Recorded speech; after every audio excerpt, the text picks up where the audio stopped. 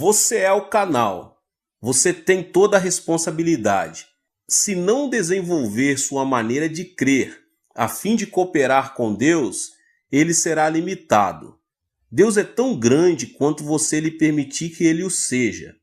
Ele também é tão pequeno quanto você o obrigar a ser.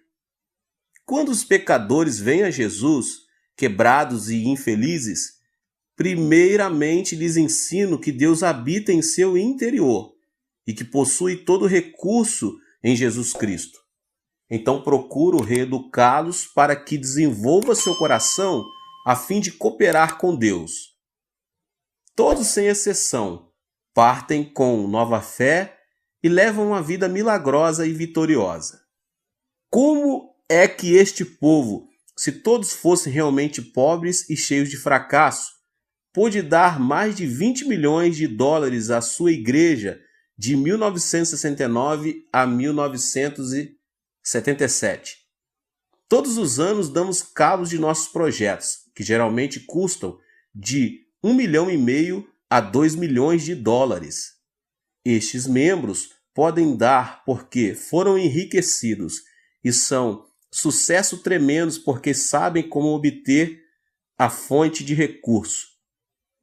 Mas primeiro devem ser limpos dos pecados da carne. A maioria das pessoas lutam com 4 pecados da carne. Pecados estes que devem ser vencidos antes que o cristão possa operar ativamente com Deus. Se não se livrarem destes pecados, seus canais serão tão entupidos que Deus não terá a oportunidade de fluir através deles. Descobri esses pecados durante os meus 20 anos de aconselhamento. Primeiro, as pessoas sofrem por causa do ódio. O primeiro pecado que examinaremos. Se conservar o ódio em seu coração, Deus jamais poderá fluir através de você. E esse ódio, esse espírito não perdoador, será o inimigo número 1 de sua fé. Cristo Jesus destaca esse fato em Mateus 6,14 e 15. Porque se perdoardes aos homens as suas ofensas, também vosso Pai Celeste vos perdoará. Se, porém, não perdoardes aos homens as suas ofensas, tampouco vosso Pai vos perdoará as vossas ofensas. Depois de pregar o 4º sermão no domingo de manhã, estou tão cansado que não desejo ver ninguém. Se alguém deseja falar comigo, primeiro tem de passar por minhas secretárias. Elas examinam cuidadosamente os pedidos. Se alguém consegue chegar à minha porta, é porque está em grande necessidade. Certo dia, depois de meu 4º sermão, um senhor bateu à porta do meu escritório. Abri a porta e ele entrou. Pensei que ele estivesse bêbado porque andava cambaleando. Sentou-se e tirou algo do bolso. Um punhal afiado. Fiquei atemorizado. Pensei, como é que as secretárias deixaram-no entrar aqui? Ele carregava um punhal e assim mesmo o deixaram entrar. Eu estava realmente assustado e quando ele empunhou a arma, preparei para defender-me dizendo, não use essa faca. Diga-me por que veio aqui, respondeu ele. Senhor, vou cometer suicídio, mas primeiro vou matar minha esposa, meu sogro, minha sogra e todos os que se encontram ao meu redor. Um amigo meu aconselhou-me a vir a assistir um dos seus cultos antes de fazer todas estas coisas. Vim e assisti ao 4º culto. Escutei com atenção, mas não pude entender nenhuma de suas palavras. Não pude entender seu sotaque e não consegui compreender nada do que o Senhor disse. De modo que depois de ouvir o que o Senhor tem a dizer, vou sair para realizar todos os meus planos. Estou morrendo. Tenho tuberculose e tenho excesso de tosses o tempo todo. Estou morrendo. Acalme-se, disse-lhe. Sente-se aqui e conte-me sua história. Bem, respondeu ele, durante a última etapa da Guerra do Vietnã, eu servi como mecânico e era um motorista. Trabalhei em todas as linhas de frente, construindo trincheiras e estradas, arriscando a vida a fim de ganhar mais dinheiro. Enviava todo o dinheiro para minha mulher, e quando a guerra acabou, mal tinha o suficiente para sair do Vietnã. Mandei-lhe um telegrama de Hong Kong e esperava vê-la com as crianças no aeroporto de Seul. Mas ao chegar lá, não vi nem sombra deles. Pensei que talvez tivessem recebido meu telegrama, mas quando cheguei correndo em casa, descobri estranhos morando lá. Descobri que minha mulher tinha fugido com um jovem. Ela me havia deixado, levando todas as minhas economias. Morava em outra parte da cidade. Fui até lá e implorei-lhe que voltasse para mim. Ela se negou terminantemente. Fui ver meu sogro e minha sogra a fim de expor-lhes o caso. Deram-me $40 e me expulsaram de sua casa. Em menos de uma semana eu tinha um ódio ardente em meu coração e comecei a vomitar sangue. Agora a tuberculose acaba comigo rapidamente e não tenho esperança alguma. Vou destruí-los um por um. Então matarei a mim mesmo depois.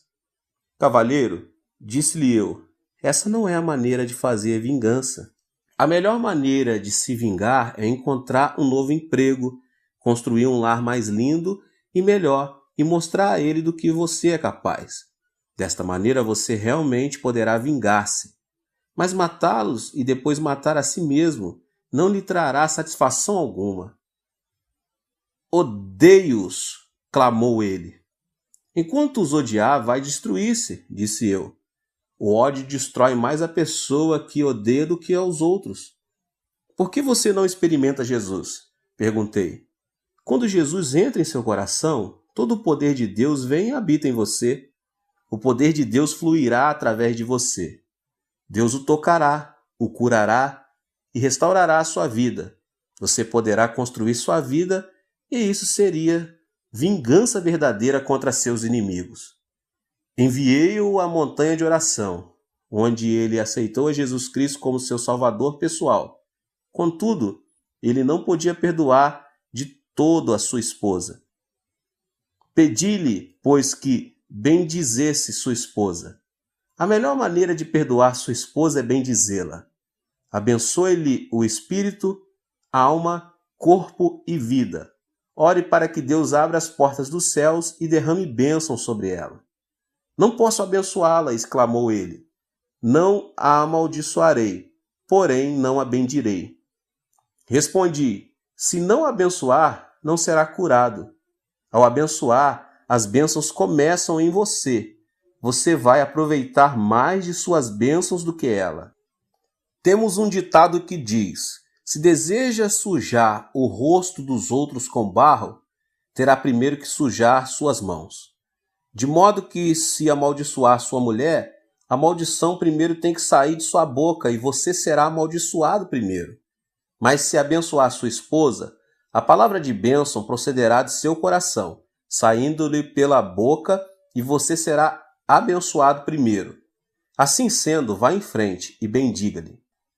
Ele começou a abençoá-la, a princípio por entre os dentes, e orou. Ó Deus, abençoa minha mulher, abençoa e dá-lhe a salvação. Ó Deus, dá-lhe a bênção.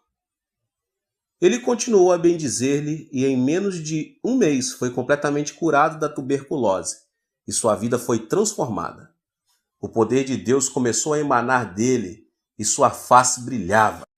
Ao encontrá-lo um mês mais tarde, ele exclamou excitadamente, ó pastor Cho, regozije-me no Senhor.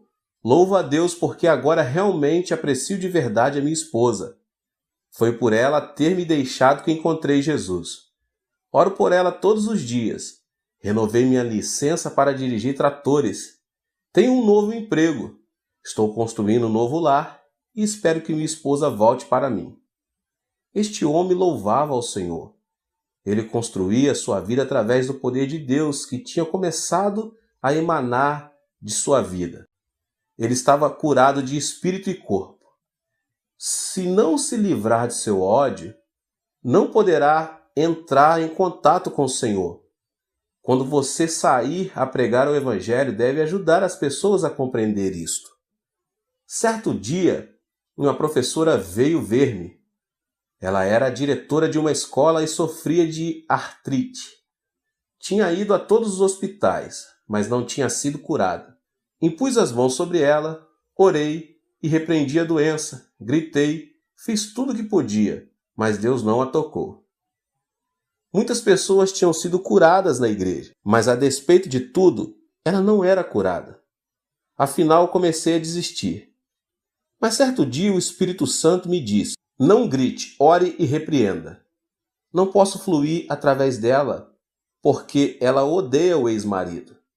Eu sabia que ela se tinha divorciado 10 anos antes. Então, enquanto ela estava sentada à minha frente, eu disse: irmã, por favor, divorcie-se do seu marido. Ela olhou para mim e disse: pastor, o que o senhor quer dizer com divorciar-se de meu marido? Nós estamos divorciados há mais de 10 anos. Não, estou, respondi-lhe. Oh, sim, insistiu ela. Sim, respondi, é claro que estão, legalmente. Mas mentalmente você nunca se divorciou dele. Você o amaldiçoa todas as manhãs.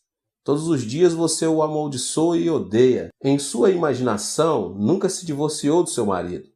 Em sua mente ainda vive com ele. E esse ódio está lhe destruindo e secando-lhe os ossos. Por causa disto, sua artrite não tem cura. Médico algum pode curá-la. Retorquiu ela. Mas ele causou-me tanto prejuízo. Quando me casei com ele, ele nunca arrumou um emprego. Esbanjou todo o meu dinheiro, destruiu minha vida e depois foi viver com outra mulher. Como é que posso amá-lo? Respondi. Amá-lo ou não é problema seu. Mas se não o amar, morrerá de artrite. A artrite somente será curada pelo poder de Deus. O poder de Deus jamais cairá do céu como um meteoro a fim de tocá-la e curá-la. Não, continuei. Deus habita dentro de você. Ele vai emanar de seu interior e curá-la. Mas seu ódio impede o fluxo do poder de Deus. Por favor, comece a bendizer seu marido. Bendiga seu inimigo e faça bem a ele. Então aprenderá a amá-lo e criar um canal pelo qual o Espírito de Deus vai fluir e tocá-la. Ela tinha o mesmo problema do homem que sofria de tuberculose. Chorando, ela disse: não posso amá-lo. Pastor, por favor, perdoa-me. Não o odiarei, mas não o amarei. Você não pode parar de odiá-lo senão o amar, respondi. Veja seu marido através da imaginação. Toque-lhe e diga-lhe que o ama e o abençoe. Uma vez mais, ela relutava, de modo que fiz uma oração por ela.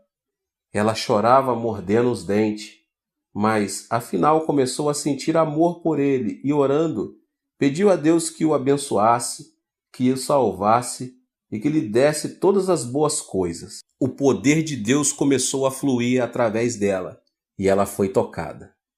Em menos de 3 meses foi libertada da sua artrite. Sim, Deus habita em você, mas se você não se livrar do ódio, esse inimigo, o poder de Deus não poderá fluir por seu intermédio. Muitas pessoas vivem o temor. É nossa responsabilidade como cristãos ajudar essas pessoas a livrar-se deste medo, o segundo pecado neste grupo de 4 que estamos falando. Também já sofri de tuberculose. Sofri de tuberculose porque estava constantemente vivendo sob o temor da tuberculose. Na escola secundária, eu tinha uma aula na qual devia lidar com garrafas de álcool, com ossos e intestinos humanos.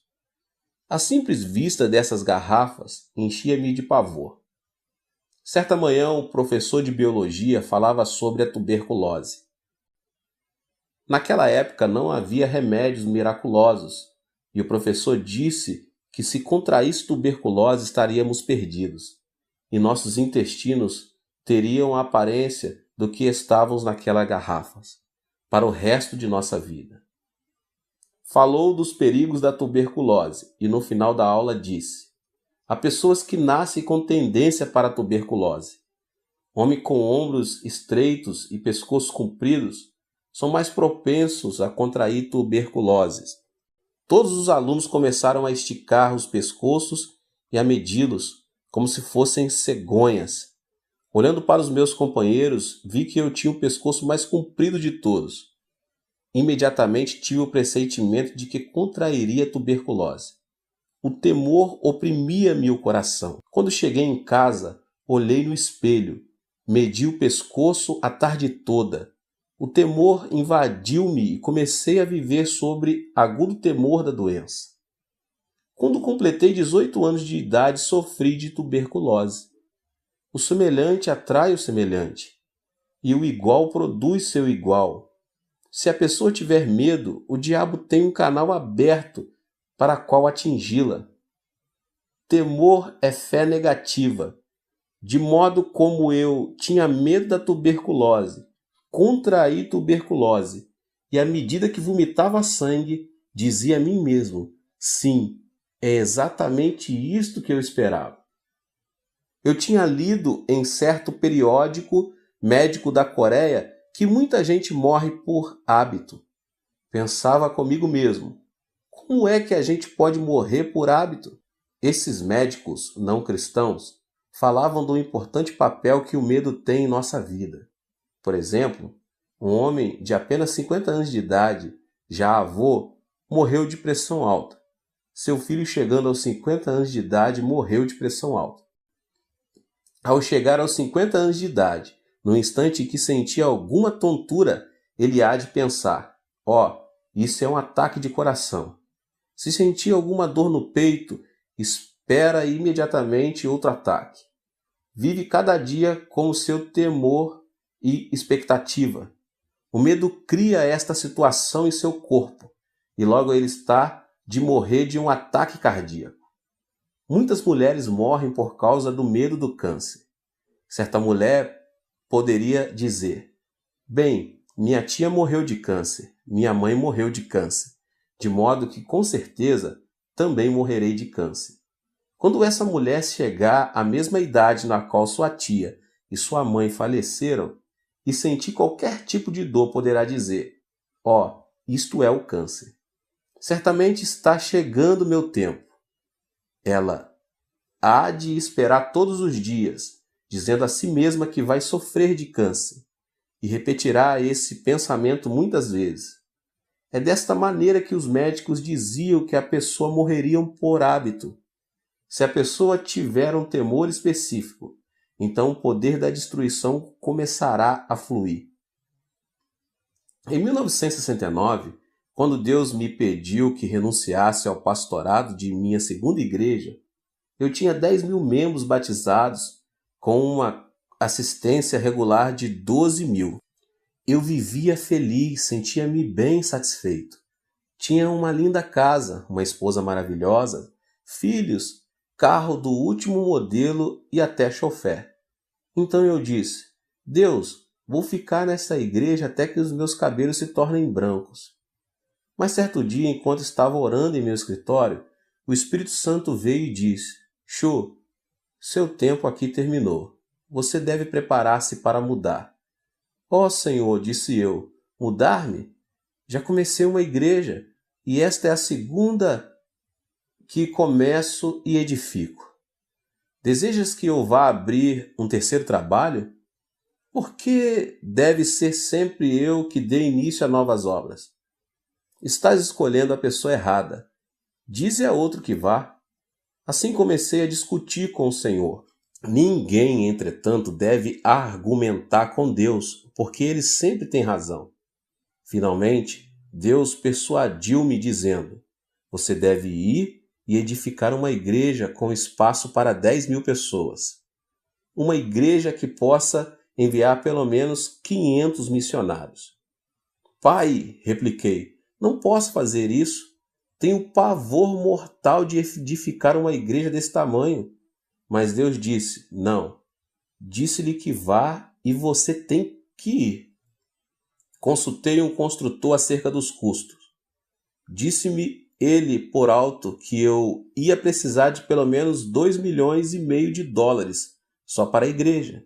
Para o terreno precisava de outro 500 mil e para o terreno contíguo, a fim de construir o complexo de apartamentos, outros 2 milhões.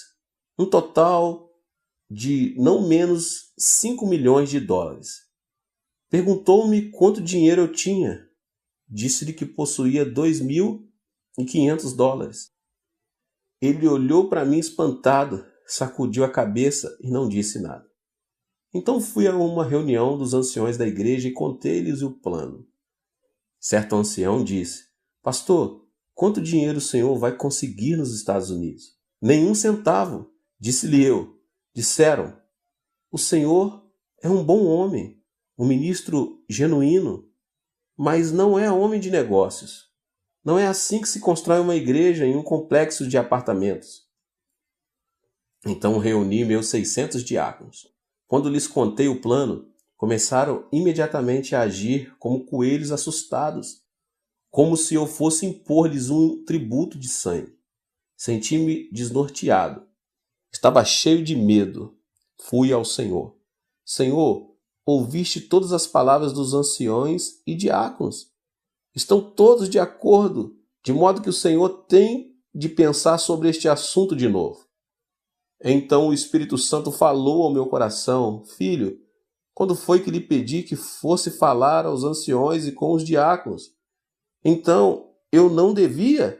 Perguntei. O Espírito respondeu: Mandei que você construísse uma igreja, não que a discutisse. Esta é a minha ordem. Levantei-me dizendo: Sim, se esta é a tua ordem, cumpri-la-ei. Fui à prefeitura e comprei a crédito quase 2 hectares no campo mais caro, situados em frente ao edifício do Congresso, um dos lugares mais cobiçados de toda a Coreia. Depois fui ao construtor e assinei um contrato com ele para a construção da igreja e do complexo de apartamento. Tudo a crédito. Pensei com meus botões: eles construirão a igreja. Eu confiarei em Deus e verei o que acontece. No dia em que comecei as obras, fizemos um culto especial. Finalizado o culto, fui ver como as coisas andavam. Pensei que os trabalhadores abririam umas poucas valas e que ali começariam a colocar o cimento para os alicerces, e que em pouco tempo o edifício estaria terminado. Mas havia dúzia de tratores trabalhando e cavando a terra como se fossem fazer um lago. Fiquei louco de medo e perguntei: Pai, como vês estes homens estão escavando? Eu terei que pagar por tudo isso. Não posso. Fiquei paralisado de medo. Meus joelhos começaram a tremer e pela imaginação me vi sendo levado num carro da polícia. Ajoelhei-me e orei: Ó Deus, que posso fazer? Onde devo me enfiar? Onde estás tu? Sei que és o recurso total e coloco minha confiança em ti. Enquanto orava, tive uma visão de Deus trabalhando e o medo me deixou. Quando abri os olhos e de novo vi as obras, voltei e senti-me cheio de medo. Por isso, durante o tempo que a construção durou, vivi mais com os olhos fechados do que com os olhos abertos. O mesmo princípio é verdadeiro em muitas situações. Se você olhar para as suas circunstâncias com seus olhos e com seus sentidos, Satanás o destruirá com temor. Mas se fechar os olhos e olhar para Deus, então poderá crer. Há 2 tipos diferentes de conhecimento: conhecimento sensório e conhecimento revelado. Devemos viver pelo conhecimento revelado, encontrado do Gênesis ao Apocalipse, não por conhecimento sensório. Devemos instruir as pessoas a desistirem do temor de seu ambiente, de suas circunstâncias. Se não o fizerem, não poderão desenvolver a fé, nem Deus poderá fluir através delas. Peça-lhes que lhes entregue seus temores ao Senhor.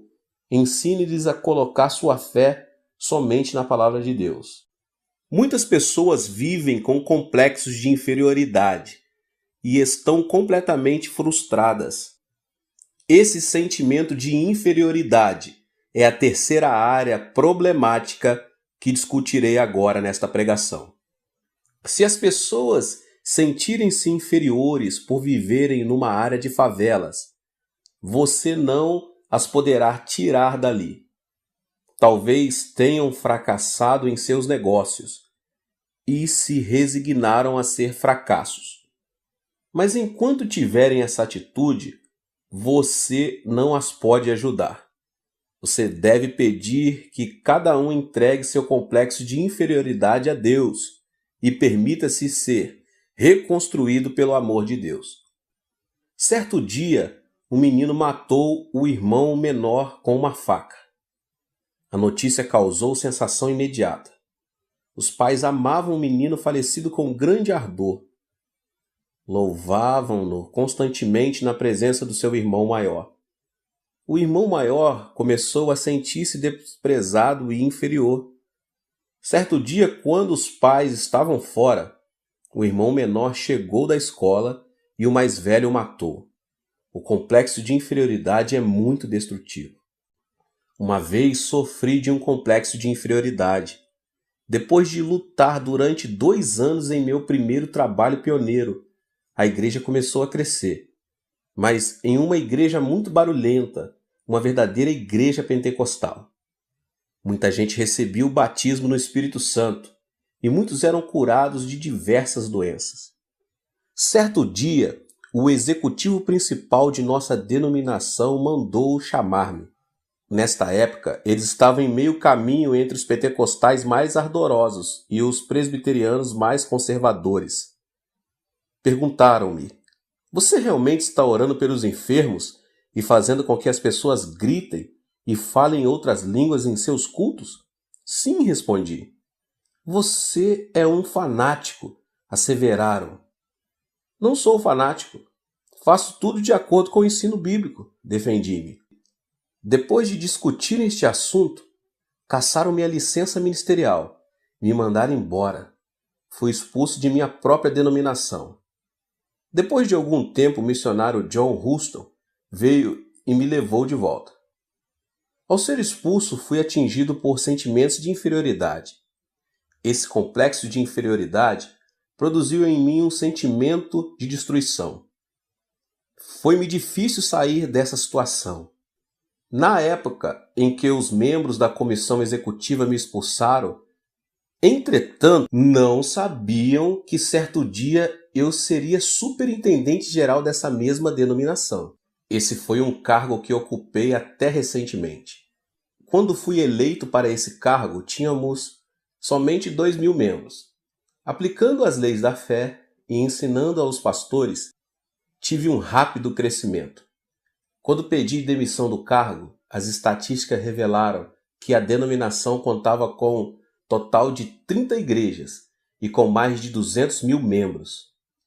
Devemos lidar com os que se sentem capazes de vencer na vida. Devemos tirá-los de sua depressão e pessimismo, edificá-los no amor de Jesus Cristo e dar-lhes fé, dizendo-lhes que nada é impossível ao que crê.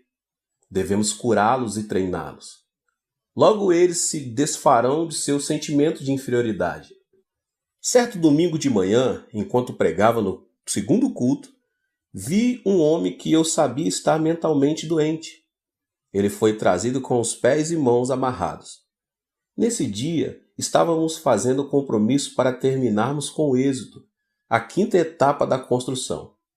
Muitas pessoas estavam preenchendo cartões de compromisso. Quando esse homem recebeu um cartão, ele o preencheu com a quantia de $100. Sua esposa riu quando os diáconos passaram para recolher as ofertas. "Não acredite nele", disse ela. "Ele está doido." Mas depois do culto, quando o fui ver, ele estava completamente curado pelo poder do Espírito Santo. Estava de novo em perfeito juízo, plenamente consciente do que fazia e dizia. Tinha sofrido de um profundo complexo de inferioridade. Explicou: "Eu tinha uma fábrica de fertilizantes, mas fui à falência. Fiquei tão preocupado que perdi a razão. Então, levaram-me para um hospital psiquiátrico. onde recebi uma série de eletrochoques, mas nunca me curaram. Mas enquanto eu estava sentado ali ouvindo as suas palavras, subitamente saí de meu estado mental e tive consciência da realidade. Perdi meus amigos, meu prestígio e meu crédito. Tenho uma montanha de dívidas. Não posso fazer nada. Não sou ninguém. Você é alguma coisa, disse-lhe eu. Você não é inferior. Você veio a Jesus e agora todo o poder de Cristo e todos os seus recursos residem em você. Você é um homem de Deus. Levante-se vitoriosamente. Você tem dentro de si todo o poder e todos os recursos de Deus à espera de serem liberados. Que tipo de trabalho posso fazer? Perguntou-me. Não sei, respondi. Mas continue a ler a Bíblia e a orar. Certo dia ele voltou cheio de entusiasmo. Pastor, li o versículo da Bíblia que diz sermos o sal da terra e a luz do mundo. Que lhe parece eu entrar no negócio de vender sal a varejo? Se você acredita nisso, vá em frente, disse eu. Faça-o. Ele se foi e começou a vender sal em pequena escala. Pagou seus dízimos, pagou a promessa que tinha feito e regozijava-se muito no Senhor. Deus começou a abençoá-lo e seu negócio de vender sal prosperou muito. Com o passar do tempo, ele construiu um grande armazém à beira do rio, onde colocou um capital de $500 em sal. Mas certa noite de verão chovia torrencialmente e pela manhã, quando me levantei, a área toda estava inundada. O armazém dele estava inundado. Fiquei apreensivo. Nesta tarde, depois da parada da chuva, corri à casa dele. Outros artigos e materiais podem ser recuperados depois de uma inundação. Mas o sal é o muito amigo da água. Ao entrar no seu armazém, vi que todo o sal tinha desaparecido. O homem, agora ancião de minha igreja, estava sentado no meio do depósito, cantando e louvando a Deus. Entrei sem saber se ele estava em perfeito juízo ou não. Cheguei-me a ele e perguntei: Você está bem ou está louco? Pastor, estou perfeitamente bem, sorriu ele. Não estou louco. Não se preocupe. Perdi tudo. Deus o levou. Mas como o Senhor sempre me tem dito, os recursos todos estão dentro de mim. A água pode lavar meu sal, mas não pode desfazer os recursos da presença de Deus que habita em mim.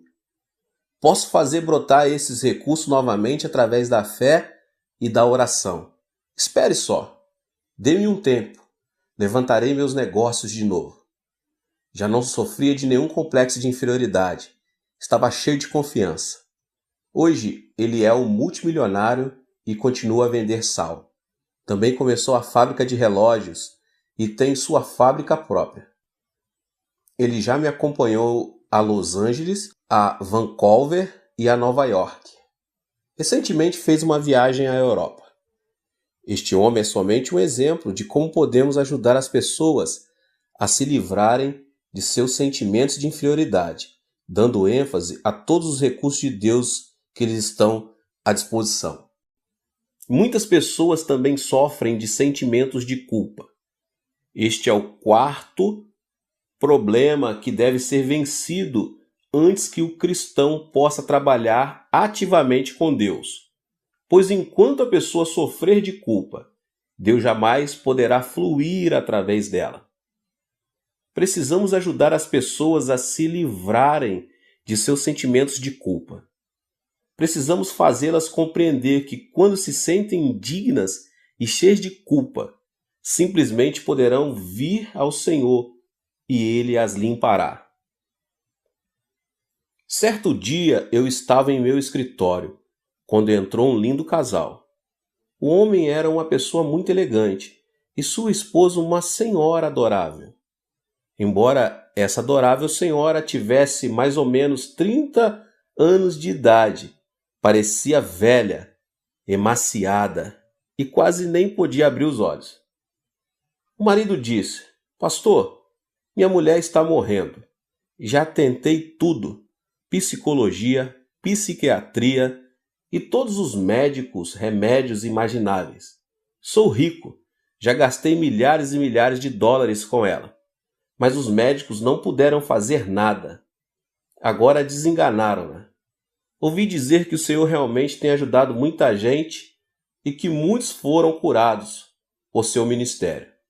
Disse-lhe que tudo isso era verdade e olhei para ela procurando o discernimento e a sabedoria de que ela precisava nessa situação.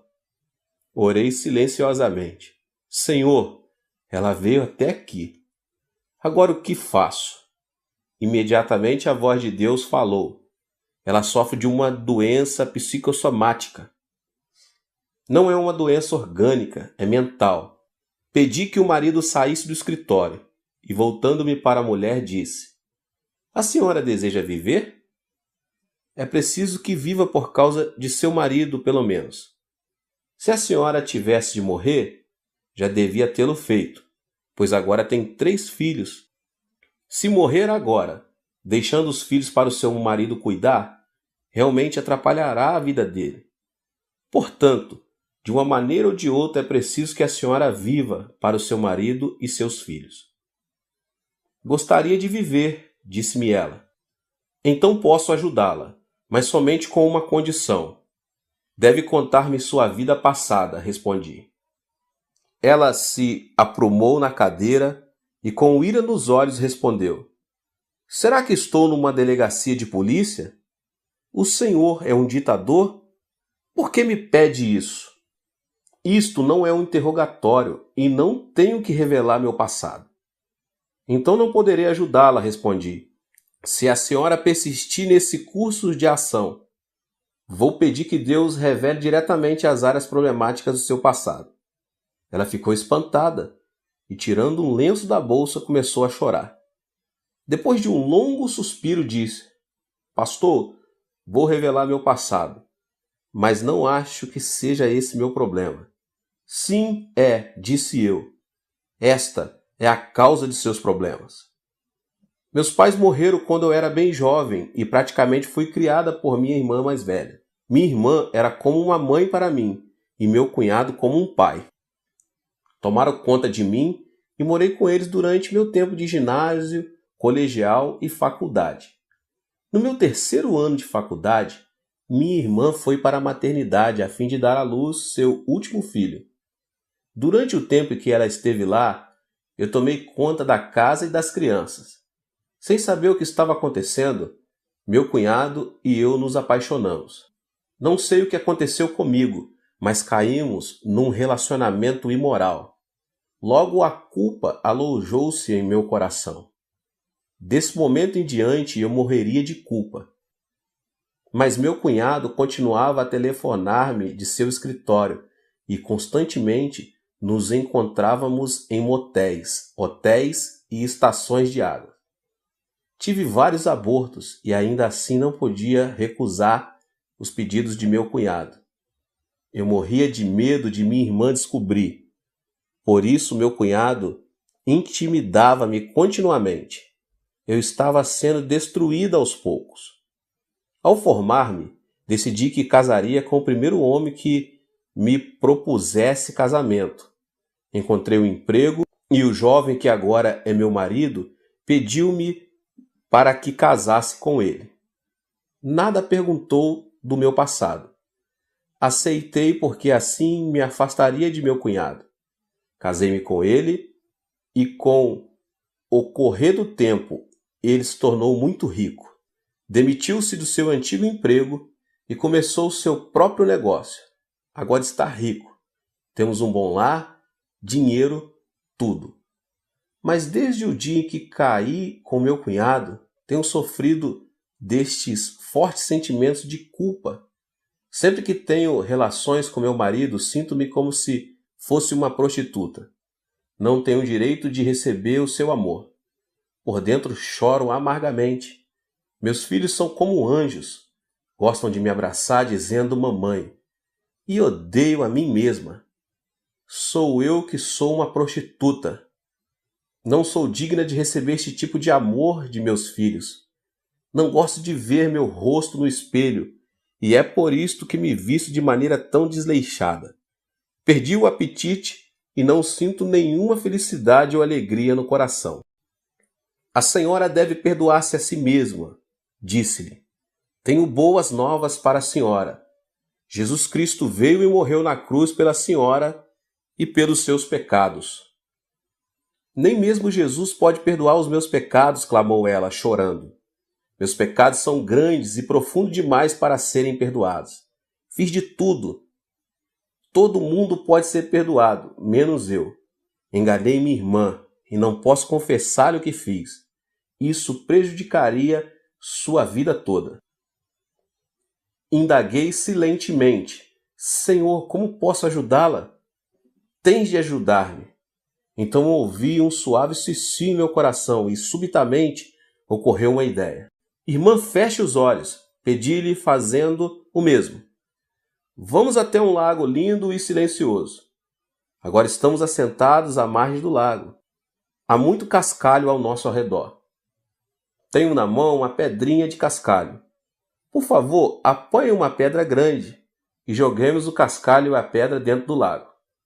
Vou jogar primeiro. Segure a pedrinha e jogue-a no lago. Ouviu o barulho da água? Um leve murmúrio e umas ondas. Onde está a minha pedrinha agora? Foi para o fundo do lago, respondeu ela. Certo, respondi. Agora é sua vez. Jogue a sua pedra. Sim, a senhora pode jogá-la. Muito bem. Qual foi o barulho dela? Foi grande e formou grandes ondas, respondeu ela. Mas onde está a sua pedra? Perguntei. No fundo do lago, respondeu ela. Bem, parece que ambas as pedras foram para o fundo do lago quando as jogamos. A única diferença foi o ruído e as ondas. A minha fez um barulhinho e a sua produziu um grande ruído. A minha produziu pequenas ondas, a sua produziu ondas enormes. As pessoas vão para o inferno com pecados pequenos e grandes, pois estão sem Jesus Cristo. E qual é a diferença? O ruído e a sua influência na sociedade. Todo mundo precisa do perdão de Jesus Cristo. O sangue de Jesus cura todos os pecados, grandes ou pequenos. Isto tocou-lhe a alma e ela despertou para a verdade. Quer isso dizer que Deus pode perdoar os meus pecados? É claro, respondi. Ela afundou-se na cadeira chorando e estremecendo. Tentei encorajá-la, mas ela continuou a chorar. Então coloquei a mão sobre a sua cabeça e levei-a a fazer a oração do pecador. Depois da oração, quando ela levantou o rosto, vi seus olhos brilhando como estrelas. De sua face começou a irradiar glória. Ela levantou-se exclamando, Pastor, estou salva. Todos os meus fardos foram desfeitos. Comecei a cantar e ela a dançar. Até este momento ela nunca tinha dançado de alegria perante o Senhor, mas neste dia ela pulava e dançava fazendo barulho que o marido escutou e correu para ver o que se passava em meu escritório. Ao vê-lo, ela correu para ele e abraçou com força. Ela nunca tinha feito isso antes e seu marido estava assombrado. Perguntou, o que o Senhor fez com ela? Deus realizou um milagre, respondi alegremente. E voltando-me para a esposa, disse, deve entregar todo o seu coração ao Senhor. Ele fez grandes coisas por você. Em breve, ela tinha livrado totalmente o seu sentimento de culpa. O poder de Deus emanou do seu interior e ela foi curada por completo. Esse casal agora é de minha igreja e sempre que olho para o rosto dessa senhora, não posso deixar de pensar no amor de Jesus Cristo. Agora ela não tem doença alguma, foi completamente curada. Ao soltar seu sentimento de culpa, o poder de Deus pôde fluir. Irmãos e irmãs, em Cristo, neste instante, vocês têm todo o poder de Deus dentro de vocês. Podem recorrer a esse poder por seus gastos, suas roupas, seus livros, sua saúde, seu negócio, finanças, estudos e tudo. Quando saírem para pregar o Evangelho, não estarão pregando um objetivo vago. uma teoria, uma filosofia ou uma religião humana. Na verdade, estarão ensinando as pessoas a destapar o manancial inesgotável dos recursos morais e espirituais. Estarão dando Jesus para as pessoas e, por meio de Jesus, Deus vem e habita em seus corações. Deus te abençoe. Nos vemos nos próximos vídeos. Tem muita coisa boa por vir, tá bom? Ative o sininho das notificações e compartilhe com as pessoas que você mais ama. Deus te abençoe. Amém. Que o ímpio abandone o seu caminho e o homem mau os seus pensamentos. Volte-se ele para o Senhor, que terá misericórdia dele. Volte-se para o nosso Deus, pois ele dá de bom grado o seu perdão. Isaías 55:7. Quando uma pessoa sofre um dano cerebral, parte de seu cérebro ou a totalidade dele passa a ficar paralisada, incapacitada. A medicina tem feito avanços enormes, chegando a remover nódulos no cérebro e preservando não somente a vida, como também impedindo a paralisia parcial ou total. Não é minha intenção falar sobre a paralisia provocada pelas enfermidades cerebrais. Desejo referir-me às enfermidades mentais invisíveis aos olhos, como os maus pensamentos e a filosofia de vida negativa, que nos tornam incapacitados pelo fracasso e pela frustração, que nos impedem de desfrutar a vida feliz que Deus nos oferece. Quando os discípulos de Jesus subiram ao templo às 3 horas da tarde, a hora da oração, encontraram ali um aleijado de nascença. Pedro, olhando-o nos olhos, disse: Não tenho prata nem ouro, mas o que tenho, isso lhe dou. Em nome de Jesus Cristo, o Nazareno, ande. Atos 3:6. Imediatamente, quando Pedro o segurou pela mão e o levantou, e os pés e os tornozelos do homem ficaram firmes. Ele deu um salto, pôs-se em pé e começou a andar. Depois entrou com eles no pátio do templo, saltando e louvando a Deus. Pode-se dizer que o coração é que determina o destino do homem. Por essa razão, o sábio diz em Provérbios 4:23, acima de tudo, guarde o seu coração, pois dele depende toda a sua vida. E Jesus, em Mateus 8:13, diz, como você creu, assim lhe acontecerá. O que significa isso? Quer dizer que a mente é a origem do estilo de vida e a vida é o resultado daquilo que pensamos. Devemos eliminar de nosso cérebro o nódulo que nos leva à destruição ou à paralisia total ou parcial. A fim de experimentarmos o poder de Deus, quero agora apresentar 6 elementos que impedem que o poder divino haja em nós, os quais devem ser extirpados. O primeiro elemento é a ansiedade. Pode-se dizer que alguém que vive ansioso perde a felicidade na vida. Quando uma pessoa ansiosa chega a casa, os integrantes da família tornam-se intranquilos por causa de suas queixas e murmurações. Assim também, a pessoa ansiosa é incapaz de difundir paz na sociedade. Esse tipo de gente provoca reação de agitação em cadeia. Segundo estudo do médico Dr. Walter Clemente Albertis, especialista em gastroenterite do reconhecido Hospital Mayo, a causa de todo tipo de doença é a ansiedade. Isso significa que a ansiedade destrói a saúde física, além de destruir a felicidade do coração. Qual é a causa da ansiedade? Apresento aqui 2 de suas origens. A primeira origem da ansiedade, as circunstâncias produzem ansiedade. Quando uma pessoa sente-se incapaz de enfrentar uma situação, torna-se ansiosa. Por exemplo, quando não consegue solucionar um problema financeiro ou quando vive uma situação que parece estar além de qualquer esforço humano. Certo dia, Jesus entrou num barco e disse a seus discípulos que passassem para o outro lado.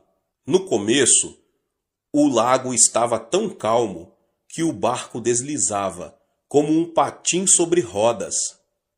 Ao chegarem à metade do lago, porém uma forte tempestade, vinda do monte Hebrom, começou a açoitá-los. A embarcação estava prestes a ser inundada, de modo que, em vão, os discípulos tentavam tirar a água de dentro dela. O naufrágio se daria em questão de tempo. Foi então que os discípulos se lembraram de Jesus e clamaram: Mestre, não te importas que nos afoguemos? Jesus levantou-se, repreendeu o mar e imediatamente o vento se acalmou e tudo ficou tranquilo. Olhando os discípulos nos olhos, ele disse: Por que vocês têm tanto medo? Ainda não têm fé? Observe que Jesus não disse: Vocês não têm fé. Isso se deve ao fato de que toda pessoa tem fé, de acordo com a medida que Deus lhe deu.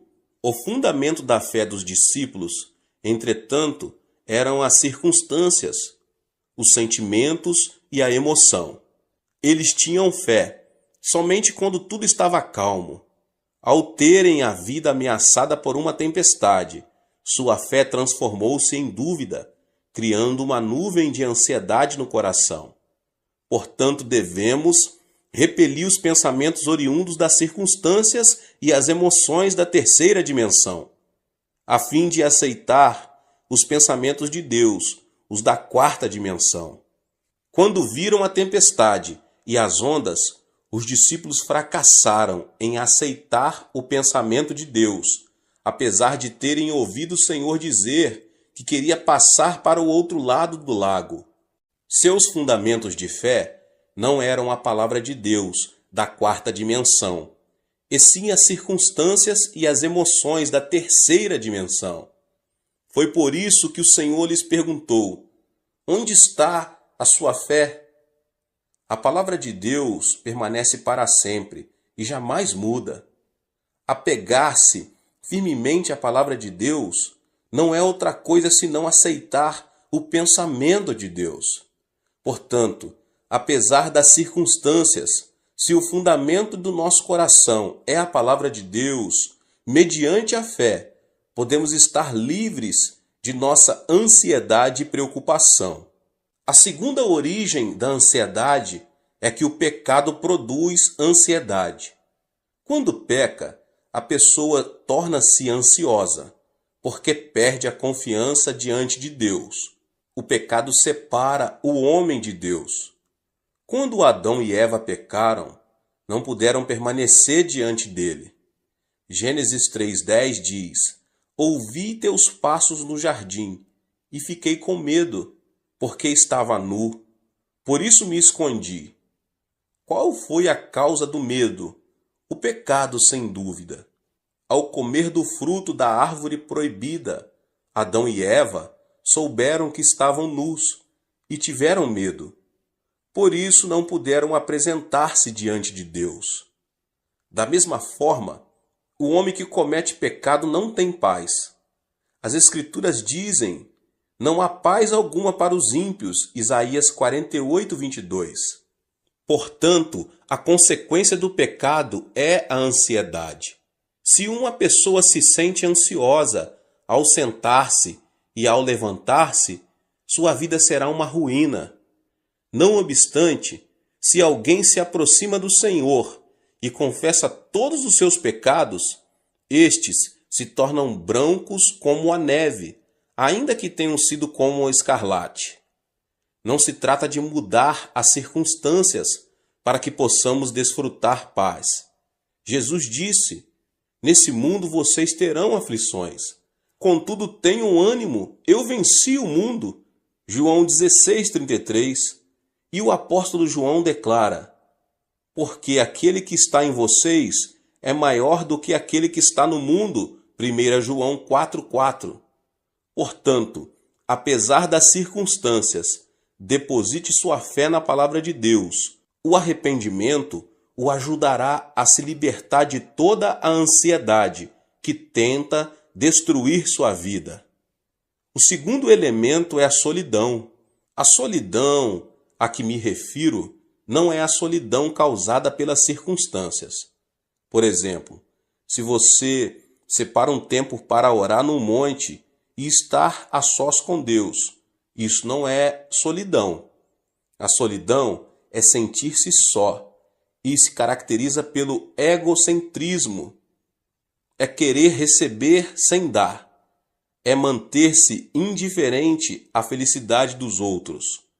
Quando alguém se torna extremamente egocêntrico e não se interessa pelos outros, transforma-se numa pessoa teimosa e fria. Obviamente, ninguém será receptivo a uma pessoa que demonstre ser assim. Esse comportamento torna as pessoas ainda mais fechadas em sua solidão, levando-as à destruição. Deus não criou o homem como um ser solitário.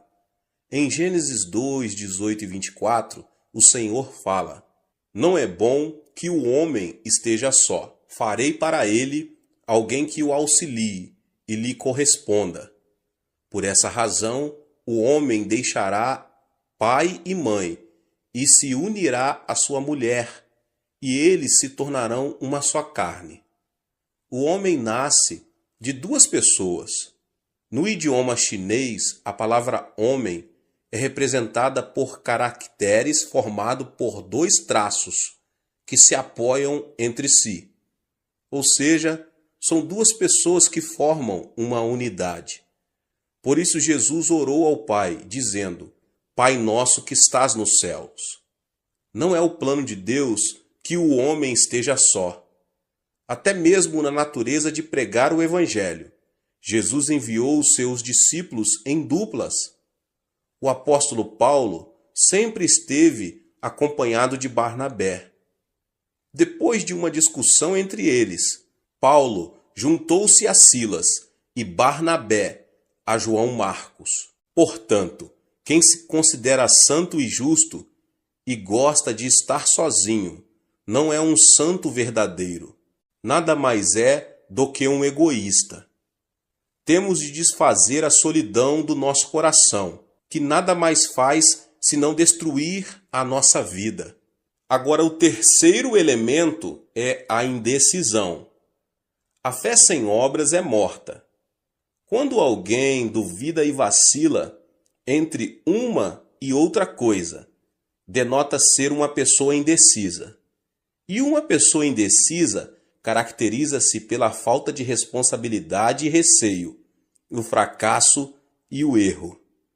Muitas vezes, no dia a dia, o pastor precisa trabalhar como um agente imobiliário. Acontece que as pessoas se aproximam e pedem: Pastor, o senhor poderia me apresentar a fulano? Ou então, quero que o senhor me apresente a Beltrano. Para minha surpresa, nesse aspecto, tive êxito apenas em uma ocasião. Se uma pessoa não se decide quando tem ainda a possibilidade de escolher seu futuro cônjuge, nunca poderá deixar de ser um solteirão ou uma solteirona. No mundo, não existe homem perfeito ou mulher perfeita. É preciso primeiro casar para depois adaptar-se ao cônjuge. Hoje em dia, muitos fracassam por falta de decisão. Surgem as oportunidades, mas estas são perdidas por causa da indecisão com que enfrentam a vida.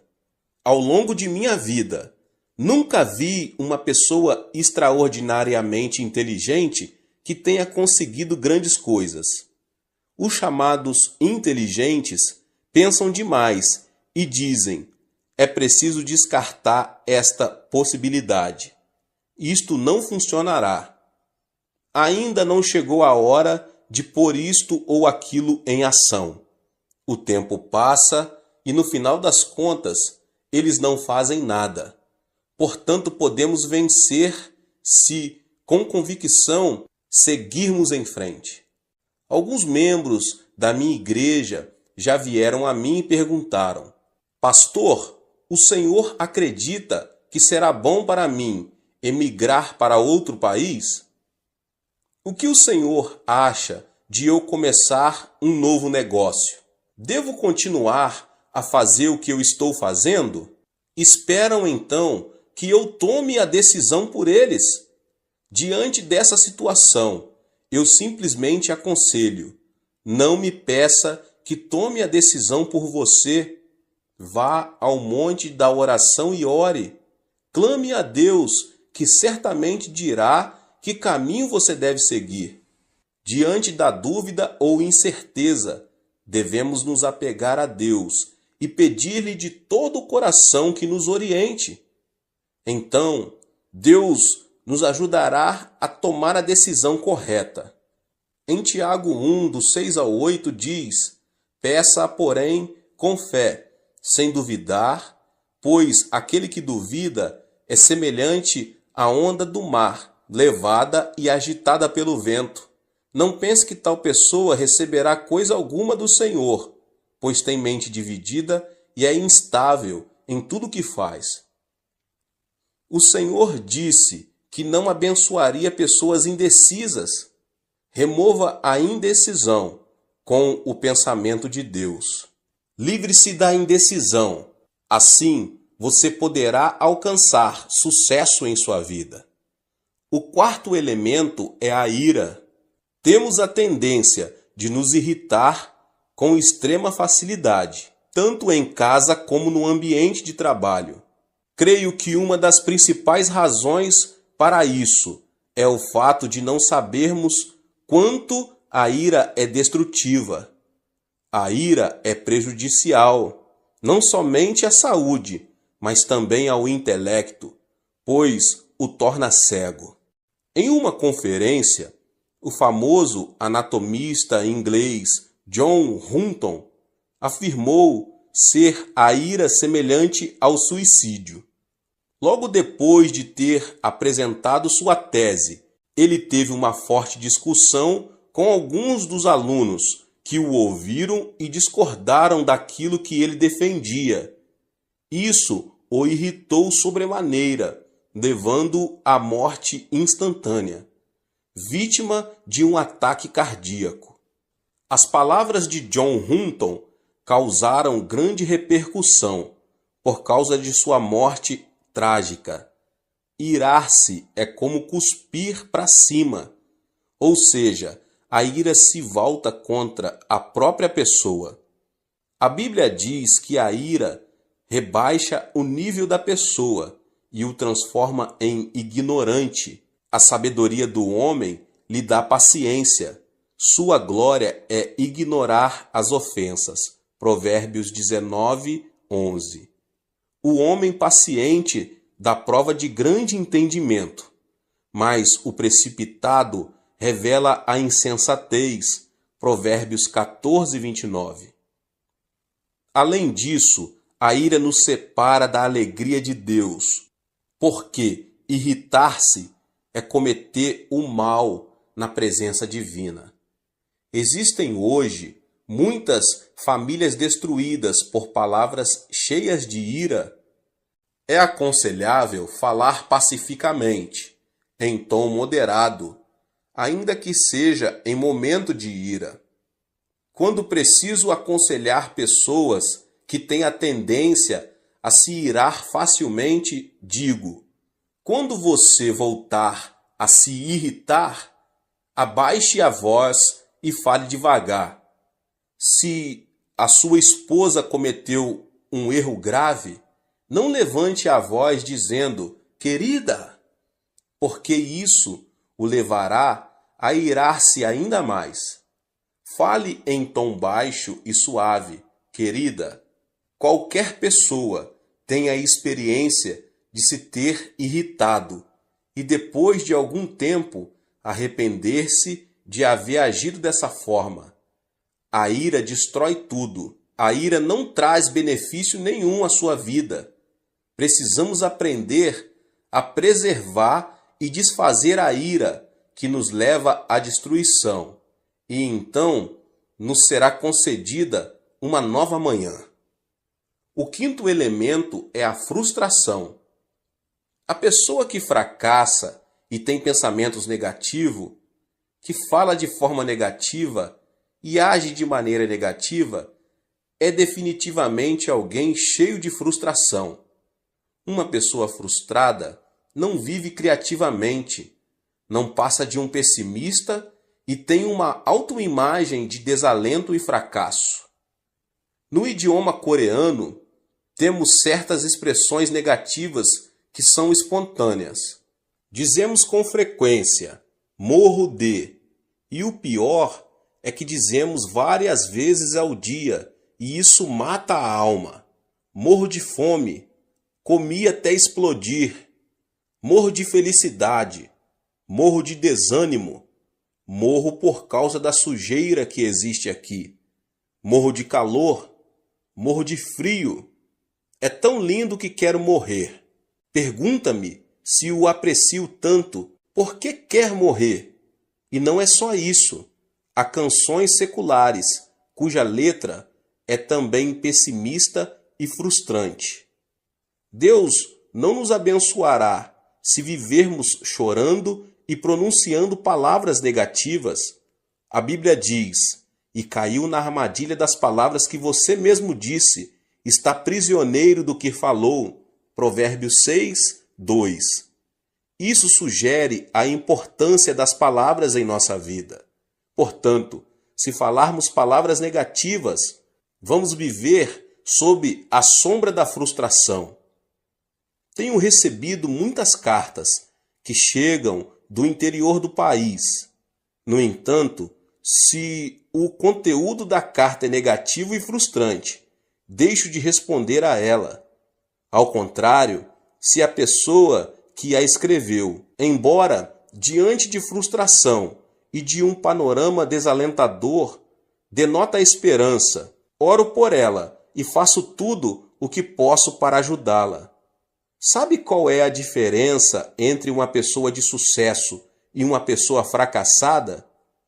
As bem-sucedidas não se mostram frustradas diante de um eventual fracasso e logo se colocam em pé novamente. Ao contrário, as pessoas fracassadas denotam frustração, desanimam e cruzam os braços. Aqui está a diferença. A chave do êxito da vida está em ter coragem e não desanimar nunca. Aos 70 anos, com uma dívida de milhares de dólares, o coronel Sanders foi à falência. Ficou tão abalado que foi internado num hospital. Mesmo assim, não conseguia conciliar o sono. Certo dia, bem de madrugada, ouviu um hino que dizia: "Não esmoreças, Deus te protege. Descansa sob suas asas, Deus te protege." Como um sonâmbulo, dirigiu-se ao lugar de onde vinha o cântico. O hino vinha de uma pequena igreja. Ao entrar, encontrou uma senhora idosa que cantava o hino, curvada diante do altar. A voz daquela senhora parecia a voz de um anjo. No mesmo instante, ele se arrependeu e entregou sua vida ao Senhor.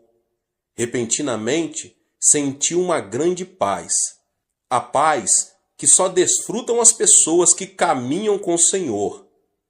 Antes de entrar em falência, Sanders era o dono de uma empresa. Decidiu esquecer seu passado e começar tudo de novo como cartonador. Não foi nada fácil. Entretanto, ele superou a adversidade, confiou no Senhor e, sob a orientação do Espírito Santo, começou a vender frango frito. Hoje, ele é um milionário conhecido em todo o mundo. Esta é a história de Sanders Chicken, mais conhecido como KFC. Assim também, devemos nos livrar da frustração que nos leva ao fracasso. E o sexto e último elemento é o autoabandono. Atualmente, as histórias de criminosos se têm transformado em filmes. A história de Shi Kang-hun, que conseguiu fugir da cadeia com um grupo de colegas, está numa tela gigante, sob o título Holiday. Esse tipo de material cinematográfico tem o mérito de nos ajudar a ver a sociedade de outro ponto de vista. Mas a filosofia de vida, o que tiver de ser será, dos protagonistas não é nada edificante. Faz alguns anos que Yu Yong assassinou 26 pessoas no espaço de 10 meses, o que causou um grande horror à sociedade coreana. Ele perdeu o pai num acidente de trânsito, quando ainda era menino, e a pobreza fez que esse homem visse a vida de forma tenebrosa. Depois de várias prisões, e quando sua esposa não suportou mais a situação e decidiu divorciar-se, ele abandonou tudo e transformou-se num assassino. Essa é uma história trágica da consciência do autoabandono. Conheço uma família em que o esposo é formado pela Faculdade de Medicina da Universidade de Tóquio e agora é professor de uma faculdade na Califórnia. Sua esposa é também profissional.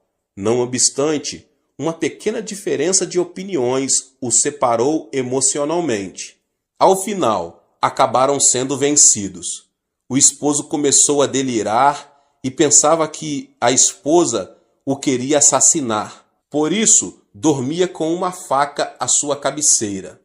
Você pode imaginar uma mulher dormindo tranquila ao lado de um homem que tem uma faca à sua cabeceira? Por isso, a mulher ficou louca. Graças a Deus, a mensagem foi transmitida por meu intermédio e eles aceitaram Jesus como seu Senhor, saíram do autoabandono e finalmente recuperaram a estabilidade familiar. Devemos nos livrar do veneno do autoabandono que destrói a nossa vida. Gênesis 2,15 narra: o Senhor Deus colocou o homem no jardim do Éden para cuidar dele e cultivá-lo. O jardim do Éden não é outra coisa senão o nosso coração. Na antiguidade, a fonte de vida encontrava-se no Éden, mas na atualidade, a fonte de vida se encontra no coração. O Deus que disse ao homem para cuidar do Éden, hoje nos manda cuidar do nosso coração. É necessário que os nossos pensamentos se fundamentem na palavra de Deus, para que o nosso coração seja preservado. Ou seja, o sucesso e o fracasso não dependem do destino. Podemos ser felizes se, mediante o pensamento de Deus, conseguirmos extirpar os 6 tumores do coração, a saber, a ansiedade, a solidão, a indecisão, a ira, a frustração e o autoabandono. Que você possa ter força no Senhor, na palavra de Deus, na oração, conseguir retirar da sua vida, em nome de Jesus Cristo, tudo que atrapalha o poder de Deus, o poder divino de atuar na sua vida. Que palavra poderosa sobre sua vida! Eu me chamo Vinícius Siqueira e vou orar por você e por sua família. Se você quiser deixar seu pedido de oração nos comentários, estaremos orando por todos vocês.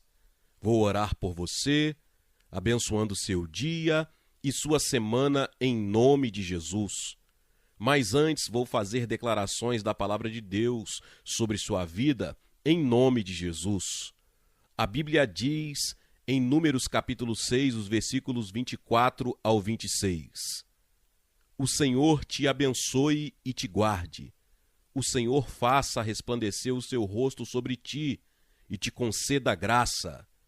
O Senhor volte para ti o seu rosto e te dê paz. Que o Senhor te abençoe com as bênçãos de Abraão, com as bênçãos de Deuteronômio 28 e com as bênçãos conquistadas por Jesus na cruz do Calvário, em nome de Jesus. Que a bênção de Deus Pai, Deus Filho e Deus Espírito Santo repouse sobre você e sua família hoje e sempre. Que o Senhor te guarde e te preserve dos perigos, doenças e ameaças e de todo o poder das trevas, no nome do Senhor Jesus. Se o inimigo vier contra você por um caminho, ele terá que fugir por 7 caminhos, em nome de Jesus. Que o Senhor te favoreça onde quer que você esteja, que você seja bem-sucedido onde quer que você vá ou estiver, que em tudo o que você colocar suas mãos, abençoado será em nome de Jesus. Que você tenha vantagem em nome de Jesus, que o Espírito Santo seja a sua vantagem. Coisas grandiosas vão acontecer esta semana. Deus vai se manifestar de forma incrível esta semana em nome de Jesus. O seu telefone vai tocar para a notícia positiva, vai chegar um e-mail positivo tão esperado para você. Sua promoção vai ser liberada, a salvação da sua família está mais próximo. Porta de emprego, Deus está abrindo. Cura divina sobre sua vida, você vai receber em nome de Jesus. Eu declaro em nome de Jesus que você e sua família servirão ao Senhor Jesus. Declaro a prosperidade de Deus sobre a sua vida, que não acrescenta dor sobre sua vida, em nome de Jesus. Vou declarar sobre sua vida o Salmo 91, o Salmo da proteção. Aquele que habita no abrigo do Altíssimo e descansa à sombra do Todo-Poderoso, pode dizer ao Senhor: Tu és o meu refúgio e a minha fortaleza, o meu Deus, em quem confio. Ele o livrará do laço do caçador e do veneno mortal. Ele o cobrirá com as suas penas, e sob as suas asas você encontrará refúgio. A fidelidade dele será o seu escudo protetor. Você não temerá o pavor da noite, nem a flecha que voa de dia, nem a peste que se move sorrateira nas trevas, nem a praga que devasta ao meio-dia. 1000 poderão cair ao seu lado, 10.000 à sua direita, mas nada o atingirá.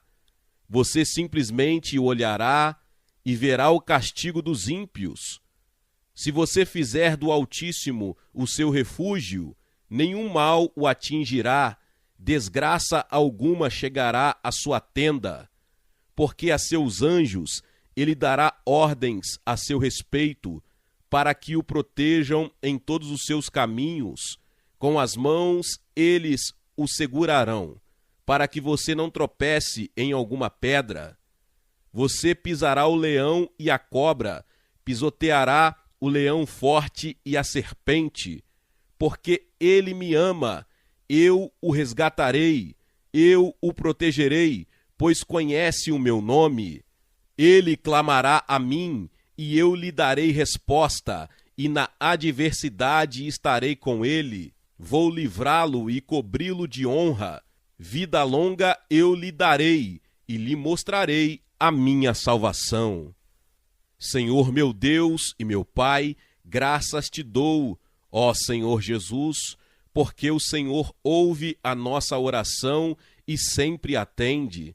Senhor nosso Deus, sobre este homem, esta mulher, eu não sei, ó Pai, o que esse chefe de família está passando, esta mãe, esta esposa, este filho, este ancião, não sei a localidade em que esta oração está chegando sobre esta pessoa, mas o Senhor conhece o mais profundo do coração, o Senhor sonda, o Senhor sabe a necessidade de cada um dos teus filhos, ó Pai.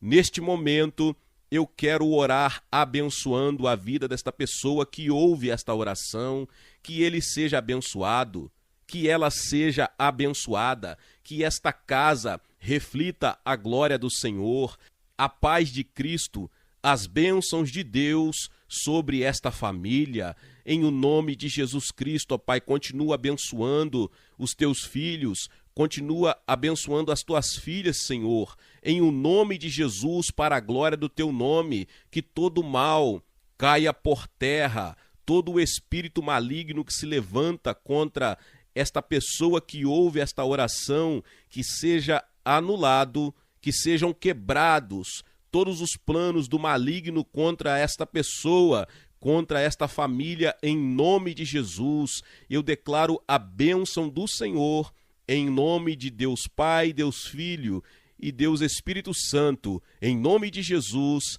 Amém. Eu declaro 1 Coríntios capítulo 13, versículo 14, sobre sua vida: a graça do Senhor Jesus, o amor de Deus e a comunhão do Espírito Santo sejam com todos vocês. Glória a Deus, louvado seja o nome do Senhor. Vou deixar aqui na descrição do vídeo um link para você acessar um mini livro, ou pode ser chamado de e-book, com 31 declarações para abençoar sua vida pessoal, finanças e saúde, que você pode declarar todos os dias do mês e do ano todo. Todo dia você terá uma declaração nova para declarar. Meus irmãos e minhas irmãs, que Deus te abençoe poderosamente, em nome de Jesus. Amém. Seja membro do canal Vinícius Siqueira e obtenha benefícios que só os membros têm. Então, você que já é inscrito no canal e ativou o sininho das notificações, logo você vê o botão Seja Membro, clique nele e obtenha os benefícios. E o primeiro benefício é que você tem uma mensagem destacada. Quando você faz um comentário aqui no canal, você tem um destaque na sua mensagem. E isso é muito importante porque você mostra para os outros que você apoia este canal.